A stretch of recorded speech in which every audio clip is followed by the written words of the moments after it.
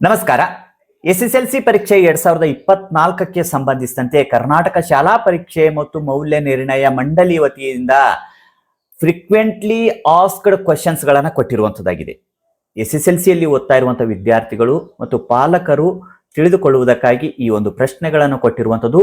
ಇಲ್ಲಿ ಕೊಟ್ಟಿರುವಂತಹ ಪ್ರಶ್ನೆಗಳು ಮತ್ತು ಅವುಗಳಿಗೆ ಕೊಟ್ಟಿರುವಂತಹ ಉತ್ತರಗಳನ್ನ ಈ ಒಂದು ವಿಡಿಯೋದಲ್ಲಿ ನೋಡ್ಕೊಂಡು ಬರೋಣ. ಎಸ್ಎಸ್ಎಲ್ಸಿ ಪರೀಕ್ಷೆಗೆ ಸಂಬಂಧಿಸಿದಂತೆ ಸಾಮಾನ್ಯವಾಗಿ ಕೇಳಲಾಗಿರುವಂತಹ ಪ್ರಶ್ನೆಗಳಿದಾಗಿರುವಂಥದ್ದು. 2023-24ನೇ ಸಾಲಿನಿಂದ ಈ ಒಂದು ಎಸ್ಎಸ್ಎಲ್ಸಿ ಪರೀಕ್ಷೆಯಲ್ಲಿ ಪರೀಕ್ಷೆ 1, ಪರೀಕ್ಷೆ 2 ಮತ್ತು ಪರೀಕ್ಷೆ 3 ಅಂತ ಹೇಳಿ ಬದಲಾವಣೆ ಮಾಡಿರುವಂಥದ್ದು. ಇದಕ್ಕೆ ಸಂಬಂಧಿಸಿದಂತೆ ಕೆಲವೊಂದಿಷ್ಟು ಡೌಟ್ಸ್ ಗಳನ್ನ ಕ್ಲಿಯರ್ ಮಾಡುವುದಕ್ಕಾಗಿ ಇಲ್ಲಿ FAQ ಗಳನ್ನ ಕೊಟ್ಟಿರುವಂತದ್ದಾಗಿದೆ.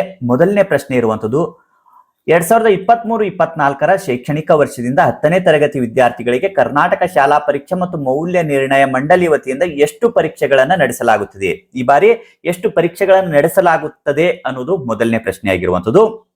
ಉತ್ತರ 2023-24ರ ಶೈಕ್ಷಣಿಕ ವರ್ಷದಿಂದ 10ನೇ ತರಗತಿ ವಿದ್ಯಾರ್ಥಿಗಳಿಗೆ ಕರ್ನಾಟಕ ಶಾಲಾ ಪರೀಕ್ಷೆ ಮತ್ತು ಮೌಲ್ಯ ನಿರ್ಣಯ ಮಂಡಳಿ ವತಿಯಿಂದ ಒಟ್ಟು 3 ಪರೀಕ್ಷೆಗಳನ್ನು ನಡೆಸಲಾಗುತ್ತದೆ. ಒಟ್ಟು ಎಷ್ಟು ಪರೀಕ್ಷೆ ಅಂದಾಗ 3 ಪರೀಕ್ಷೆಗಳನ್ನು ನಡೆಸಲಾಗುವಂತದ್ದಾಗಿದೆ. ಇವುಗಳಲ್ಲಿ ವಾರ್ಷಿಕ ಪರೀಕ್ಷೆ 1, ಪರೀಕ್ಷೆ 2, ಪರೀಕ್ಷೆ 3 ಎಂದು ಕರೆಯಲಾಗುತ್ತದೆ. ಈ ಒಂದು ಪರೀಕ್ಷೆ ಹೆಸರೇನಿರುವಂತದ್ದು ವಾರ್ಷಿಕ ಪರೀಕ್ಷೆ 1, ಪರೀಕ್ಷೆ 2 ಮತ್ತು ಪರೀಕ್ಷೆ 3 ಅನ್ನೋದು ಪರೀಕ್ಷೆ ಹೆಸರುಗಳಿರುವಂತದ್ದಾಗಿದೆ. ಈ ಒಂದು ವರ್ಷದಲ್ಲಿ 3 ಪರೀಕ್ಷೆಗಳು ಈ ಒಂದು ಮಂಡಳಿ ವತಿಯಿಂದ ನಡೆಸಲಾಗುವುದು ಅಂತ ಹೇಳಿರುವಂತದ್ದಾಗಿದೆ. ಎರಡನೇ ಪ್ರಶ್ನೆ ಇರುವಂತದ್ದು ಮಂಡಳಿಯಿಂದ ನಡೆಸಲಾಗುವ ಪರೀಕ್ಷೆಗಳನ್ನು ವಾರ್ಷಿಕ ಮತ್ತು ಪೂರಕ ಪರೀಕ್ಷೆ ಎಂದು ಕರೆಯಲಾಗುತ್ತದೆ. ಈ ಮುಂಚೆ ಪೂರಕ ಪರೀಕ್ಷೆ ಅಂತ ಹೇಳಿ ಕರೆಯಲಾಗ್ತಾ ಇತ್ತು. ಹಾಗಾಗಿ ಇವುಗಳಿಗೆ ವಾರ್ಷಿಕ ಪರೀಕ್ಷೆ ಮತ್ತು ಪೂರಕ ಪರೀಕ್ಷೆ ಅಂತ ಹೇಳಿ ಕರೆಯಲಾಗುತ್ತದೆಯೇ ಅನ್ನೋ ಪ್ರಶ್ನೆಗೆ ಉತ್ತರ 2023-24ರಿಂದ ಪೂರಕ ಪರೀಕ್ಷೆಗೆ ಬದಲಾಗಿ ವಾರ್ಷಿಕವಾಗಿ 3 ಪರೀಕ್ಷೆಗಳನ್ನು ನಡೆಸಲಾಗುತ್ತಿದ್ದು ಸದರಿ ಪರೀಕ್ಷೆಗಳನ್ನು ಕ್ರಮವಾಗಿ ವಾರ್ಷಿಕ ಪರೀಕ್ಷೆ 1, 2 ಮತ್ತು 3 ಎಂದು ಕರೆಯಲಾಗುತ್ತದೆ. ಈಗ ಪೂರಕ ಪರೀಕ್ಷೆ ಅಂತ ಹೇಳಿ ಕರೀತಾ ಇಲ್ಲ, ಮುಂಚೆ ಕರೀತಾ ಇರುವಂತದ್ದಾಗಿತ್ತು. ಆದರೆ ಅದರ ಬದಲಾಗಿ ಇಲ್ಲಿ ವಾರ್ಷಿಕವಾಗಿ 3 ಪರೀಕ್ಷೆಗಳನ್ನು ನಡೆಸಲಾಗ್ತಾ ಇರುವುದು. ಆ ಕಾರಣಕ್ಕೋಸ್ಕರ ಈ ಒಂದು ಪರೀಕ್ಷೆಗಳಿಗೆ ವಾರ್ಷಿಕ ಪರೀಕ್ಷೆ 1, ವಾರ್ಷಿಕ ಪರೀಕ್ಷೆ 2, ವಾರ್ಷಿಕ ಪರೀಕ್ಷೆ 3 ಅಂತ ಹೇಳಿ ಕರೆಯಲಾಗುವಂತದ್ದು ಆಗಿದೆ.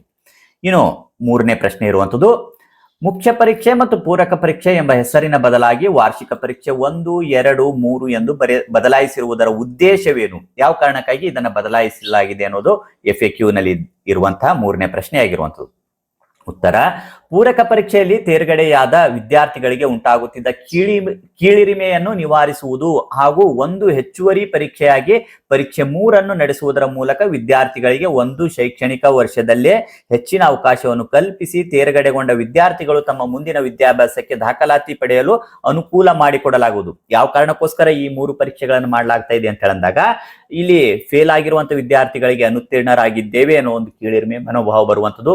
ಜೊತೆಗೆ ಇದನ್ನು ಹೋಗಲಾಡಿಸುವುದರ ಜೊತೆಗೆ ಇಲ್ಲಿ ಇನ್ನೂ ಒಂದು ಹೆಚ್ಚಿನ ಅವಕಾಶವನ್ನು ವಿದ್ಯಾರ್ಥಿಗಳಿಗೆ ಕೊಟ್ಟು ಅವರು ಇನ್ನೂ ಹೆಚ್ಚಿನ ಅಭ್ಯಾಸವನ್ನು ಮಾಡುವುದಕ್ಕಾಗಿ ಅನುಕೂಲ ಮಾಡಿಕೊಡುವಂತಹ ಉದ್ದೇಶ ಇಲ್ಲಿರುವಂತದ್ದು ಆಗಿದೆ. ನಾಲ್ಕನೇ ಪ್ರಶ್ನೆ ಇರುವಂತದ್ದು 2023-24ರ SSLC ಪರೀಕ್ಷೆ 1ರ ವೇಳಾಪಟ್ಟಿಯನ್ನು ಪ್ರಕಟಿಸಲಾಗಿದೆ. ಈಗ ಪರೀಕ್ಷೆ 1ರ ವೇಳಾಪಟ್ಟಿಗೆ ಸಂಬಂಧಿಸಿದಂತೆ ನೋಡಿದಾಗ ಹೌದು ಪ್ರಕಟಿಸಲಾಗಿದೆ. ಈಗಾಗಲೇ ಈ ಒಂದು ವೇಳಾಪಟ್ಟಿ ಪ್ರಕಟಿಸಿರುವಂತದ್ದಾಗಿದೆ. ಈ ವೇಳಾಪಟ್ಟಿಗೆ ಸಂಬಂಧಿಸಿದಂತೆನೂ ಸಹ ಯಾವ ದಿನಾಂಕಕ್ಕೆ ಯಾವ ಒಂದು ಪ್ರಶ್ನೆ ಪತ್ರಿಕೆಗಳಿರುವಂತದ್ದಾಗಿದೆ ಮತ್ತು ಯಾವ ಸಮಯಕ್ಕೆ ನಡೆಯುವಂಥದ್ದು ಅನ್ನೋದನ್ನ ನಾವು ಹಿಂದಿನ ವಿಡಿಯೋದಲ್ಲಿ ನೋಡ್ಕೊಂಡು ಬಂದಿದ್ದೇವೆ. ಆ ವಿಡಿಯೋನು ವೀಕ್ಷಿಸಿ ಟೈಮ್ ಟೇಬಲ್ ನೀವು ತಿಳಿದುಕೊಳ್ಬಹುದಾಗಿರುವಂಥದ್ದು. ಇನ್ನು 5ನೇ ಪ್ರಶ್ನೆ ಇರುವಂಥದ್ದು 2023-24ರ ಶೈಕ್ಷಣಿಕ ವರ್ಷದಲ್ಲಿ 10ನೇ ತರಗತಿಯ ಪ್ರಶ್ನೆಗಳ ವಿನ್ಯಾಸ ಬದಲಾಗಿದೆ. ಇಲ್ಲಿ ಪ್ರಶ್ನೆಗಳ ವಿನ್ಯಾಸ ಏನಾದರೂ ಬದಲಾವಣೆಯಾಗಿದೆ ಅನ್ನೋ ಒಂದು ಪ್ರಶ್ನೆ ಇರುವಂತದ್ದಾಗಿದೆ. ಉತ್ತರ ನೋಡಿ ಇಲ್ಲ. 2022-23ರ ಪ್ರಶ್ನೆ ಪತ್ರಿಕೆಯ ಮಾದರಿಯನ್ನೇ 2023-24ನೇ ಸಾಲಿನಲ್ಲೂ ಮುಂದುವರಿಸಲಾಗಿದೆ. ಪ್ರಶ್ನೆ ಪತ್ರಿಕೆ ವಿನ್ಯಾಸ ಏನು ಬದಲಾವಣೆ ಆಗಿಲ್ಲ, ಅದು ಇರುವಂತದ್ದೇ ಹಾಗೆ ಇರುವಂತದ್ದಾಗಿದೆ. ಅದರ ಜೊತೆಗೆ ಮಂಡಳಿಯ ವತಿಯಿಂದ ಈ 2023-24ನ ಸಾಲಿನ ಪರೀಕ್ಷೆಗಾಗಿ ಮಾದರಿ ಪ್ರಶ್ನೆ ಪತ್ರಿಕೆಗಳನ್ನು ಸಹ ಪ್ರಕಟಿಸಿರುವಂತದ್ದು. ಆ ಪ್ರಶ್ನೆ ಪತ್ರಿಕೆಗಳ ವಿಡಿಯೋಗಳನ್ನು ಸಹ ನಾವು ಸಿದ್ಧಪಡಿಸಿವೆ, ಅವುಗಳನ್ನು ಸಹ ತಾವು ವೀಕ್ಷಣೆ ಮಾಡಿಕೊಳ್ಬಹುದಾಗಿರುವಂತದ್ದು. ಇನ್ನು 6ನೇ ಪ್ರಶ್ನೆ ಇರುವಂತದ್ದು 2023-24ರ 3 ಪರೀಕ್ಷೆಗಳ ಪ್ರಶ್ನೆ ಪತ್ರಿಕೆಯು ಏಕರೂಪತೆಯನ್ನು ಹೊಂದಿರುತ್ತವೆಯೇ? ಇಲ್ಲಿ ಎಲ್ಲಾ ಒಂದು ಪ್ರಶ್ನೆ ಪತ್ರಿಕೆಗಳು ಏಕರೂಪತೆಯನ್ನು ಹೊಂದಿರುತ್ತವೆ ಅನ್ನೋದು ಪ್ರಶ್ನೆಯಾಗಿರುವಂಥದ್ದು. ಹೌದು, 3 ಪರೀಕ್ಷೆಗಳ ಪ್ರಶ್ನೆ ಪತ್ರಿಕೆಗಳ ವಿಷಯ ಮತ್ತು ಕಠಿಣತೆಯ ಮಟ್ಟವನ್ನು ಏಕರೂಪತೆ ಇರುತ್ತದೆ. ಇಲ್ಲಿ ಒಂದೇ ಕಠಿಣತೆಯ ಮಟ್ಟ ಏಕರೂಪತೆ ಇರುವಂತದ್ದು. ಕೆಲವೊಂದು ವಿದ್ಯಾರ್ಥಿಗಳು ಈ ತರಾನು ಪ್ರಶ್ನೆ ಕೇಳ್ತಾ ಇದ್ರು, ಸರ್ ಅದೇ ಪೇಪರೇ ಮತ್ತು 2ನೇ 3ನೇ ಪರೀಕ್ಷೆಯಲ್ಲಿ ಕೊಡ್ತಾರಾ ಅಂತ ಹೇಳಿ. ಅಲ್ಲ, ಆ ಪೇಪರ್ ಕೊಡೋದಿಲ್ಲ, ಅದೇ ಕಠಿಣತೆಯ ಮಟ್ಟ ಇರುವಂತದ್ದು ಆಗಿದೆ.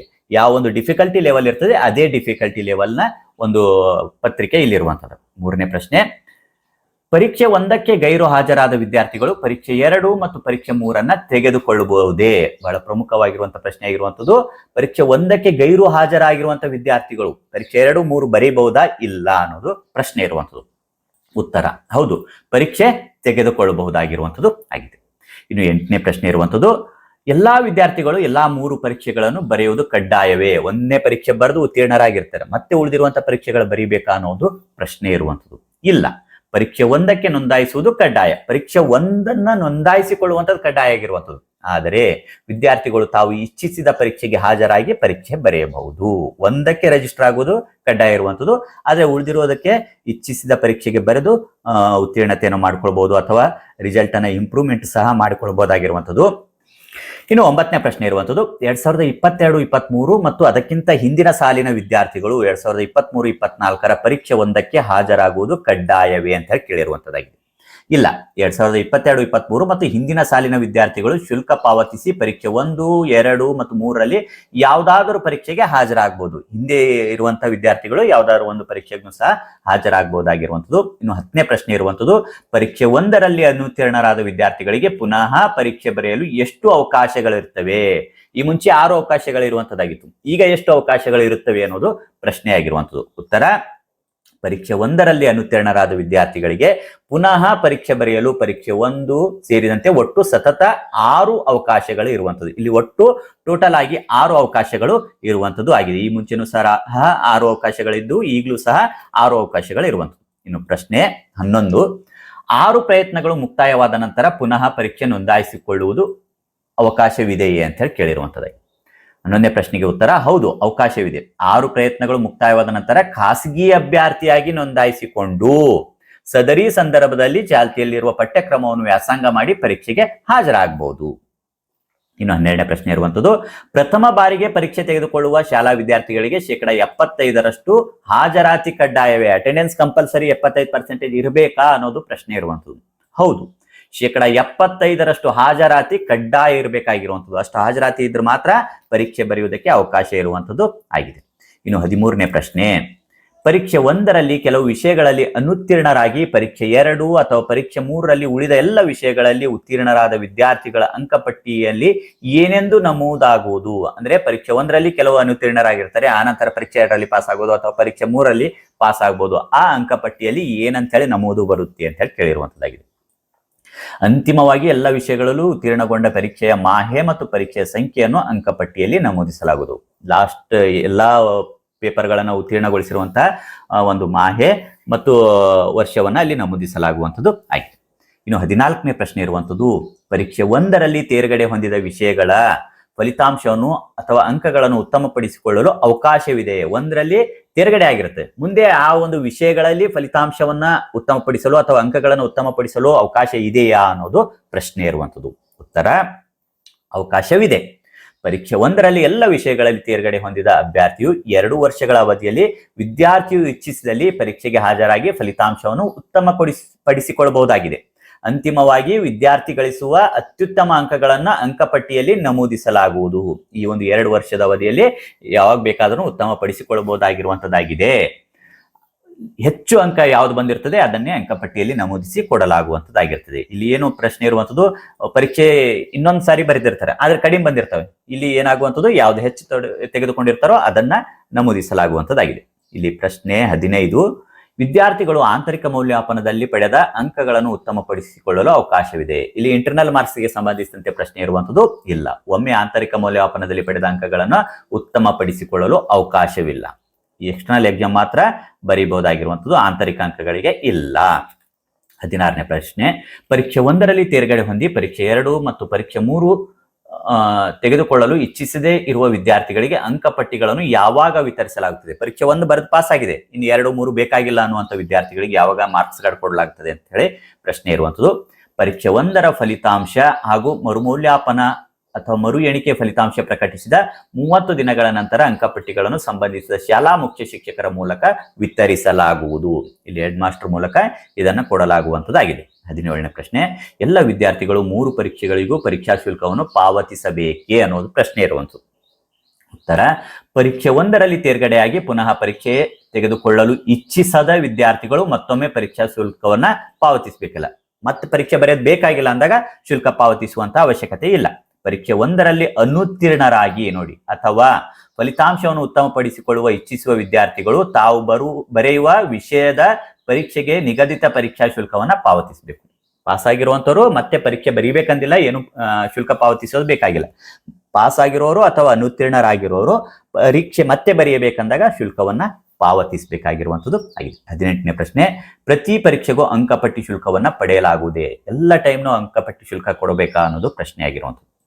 ಉತ್ತರ, ಪರೀಕ್ಷೆಯಲ್ಲಿ ತೇರ್ಗಡೆಯಾಗುವ ವಿದ್ಯಾರ್ಥಿಗಳಿಗೆ ಅಂಕಪಟ್ಟಿ ನೀಡುವ ಸಲುವಾಗಿ ಒಂದು ಬಾರಿ ಮಾತ್ರ ನಿಗದಿತ ಶುಲ್ಕವನ್ನ ಪಡೆಯಲಾಗುವುದು. ಅಂಕಪಟ್ಟಿ ಶುಲ್ಕ ಒಂದೇ ಬಾರಿ ತೆಗೆದುಕೊಳ್ಳಲಾಗುವಂಥದ್ದು ಆಗಿದೆ. ಇನ್ನು 19ನೇ ಪ್ರಶ್ನೆ ಇರುವಂಥದ್ದು, ಕಲಿಕಾ ನ್ಯೂನತೆ ಮತ್ತು ವಿಕಲಚೇತನ ಮಕ್ಕಳಿಗೆ ಇರುವ ಸೌಲಭ್ಯಗಳೇನು? ಇಲ್ಲಿ ಕಲಿಕಾ ನ್ಯೂನತೆ ಮತ್ತು ವಿಕಲಚೇತನ ಮಕ್ಕಳಿಗೆ ಇರುವಂತಹ ಸೌಲಭ್ಯಕ್ಕೆ ಸಂಬಂಧಿಸಿದಂತ ಪ್ರಶ್ನೆ ಇರುವಂಥದ್ದು. ಇದರ ಉತ್ತರ, ಹಿಂದಿನ ಸಾಲಿನಲ್ಲಿ ನೀಡಲಾಗಿದ್ದ ಎಲ್ಲ ಸೌಲಭ್ಯಗಳನ್ನು ಮುಂದುವರಿಸಲಾಗಿದೆ. ಈ ಬಗ್ಗೆ ವಿವರಗಳನ್ನು 2023-24ನೇ ಸಾಲಿನ ಮಾರ್ಗಸೂಚಿಯಲ್ಲಿ ಗಮನಿಸಬಹುದು. ಹಿಂದೆ ಏನ್ ಕೊಡ್ತಾ ಇದ್ರೆ ಎಲ್ಲಾನು ಕೊಡುವಂಥದ್ದು ಆಗಿದೆ. ಇನ್ನು 20ನೇ ಪ್ರಶ್ನೆ, SSLC ಪರೀಕ್ಷೆಯಲ್ಲಿ ತೇರ್ಗಡೆ ಹೊಂದಿದ ವಿದ್ಯಾರ್ಥಿಗಳು ತಮ್ಮ ಮುಂದಿನ ವ್ಯಾಸಂಗಕ್ಕಾಗಿ ತುರ್ತಾಗಿ ಅಂಕಪಟ್ಟಿಯನ್ನು ಪಡೆದುಕೊಳ್ಳಲು ಅವಕಾಶವಿದೆಯೇ? ಇಲ್ಲಿ ಕೆಲವೊಂದು ಟೈಮ್ನಲ್ಲಿ ತುರ್ತಾಗಿ ಅಂಕಪಟ್ಟಿಗಳನ್ನು ಪಡೆದುಕೊಳ್ಳುವಂತಹ ಅವಕಾಶ ಇದೆಯೇ ಅನ್ನೋ ಒಂದು ಪ್ರಶ್ನೆಯಾಗಿರುವಂಥದ್ದು. ಇದಕ್ಕೆ ಸಂಬಂಧಿಸಿದಂತೆ ಉತ್ತರ, ಅವಕಾಶವಿದೆ. ಆಯಾ ಪರೀಕ್ಷೆ ಫಲಿತಾಂಶ ಪ್ರಕಟಿಸಿದ ನಂತರ ತೇರ್ಗಡೆ ಹೊಂದಿದ ವಿದ್ಯಾರ್ಥಿಗಳು ತಮ್ಮ ಅಂಕಪಟ್ಟಿಯನ್ನು ಡಿಜಿಲಾಕರ್ ವ್ಯವಸ್ಥೆಯಲ್ಲಿ ಪಡೆಯಬಹುದಾಗಿರುವಂಥದ್ದು. ಇಲ್ಲಿ ಡಿಜಿಲಾಕರ್ನಲ್ಲಿ ಈ ಅಂಕಪಟ್ಟಿಯನ್ನು ಹಾಕಲಾಗುವಂತದ್ದಾಗಿರ್ತದೆ. ಹಾಗಾಗಿ ಡಿಜಿಲಾಕರ್ನ ವ್ಯವಸ್ಥೆಯಲ್ಲಿ ಈ ಒಂದು ಅಂಕಪಟ್ಟಿಗಳನ್ನ ಪಡೆದುಕೊಳ್ಳುವುದಕ್ಕೆ ಅವಕಾಶ ಇರುವಂಥದ್ದು ಆಗಿದೆ. ಇವಿಷ್ಟು ಫ್ರೀಕ್ವೆಂಟ್ಲಿ ಆಸ್ಕ್ಡ್ ಕ್ವಶನ್ಸ್ಗಳಾಗಿರುವಂಥದ್ದು. ಈ ವಿಡಿಯೋ ನಿಮಗೆ ಇಷ್ಟ ಆದಲ್ಲಿ ಲೈಕ್ ಮಾಡಿ. ಎಲ್ಲ ವಿಷಯಗಳಿಗೆ ಸಂಬಂಧಿಸಿದಂತೆ ಇಲಾಖೆಯಿಂದ ಬಿಡುಗಡೆ ಮಾಡಿರುವಂತಹ ಮಾದರಿ ಪ್ರಶ್ನೆ ಪತ್ರಿಕೆಗಳ ವಿಡಿಯೋಗಳು ವೀಕ್ಷಿಸಬೇಕಂದಲ್ಲಿ ಡಿಸ್ಕ್ರಿಪ್ಷನ್ ಬಾಕ್ಸ್ ನಲ್ಲಿ ಲಿಂಕ್ ಇರ್ತಿದೆ, ಅವುಗಳನ್ನು ವೀಕ್ಷಣೆ ಮಾಡ್ಕೊಳ್ಬಹುದು. ಮತ್ತೆ ಮುಂದಿನ ಭಾಗದಲ್ಲಿ ಭೇಟಿಯಾಗೋಣ. ಧನ್ಯವಾದ.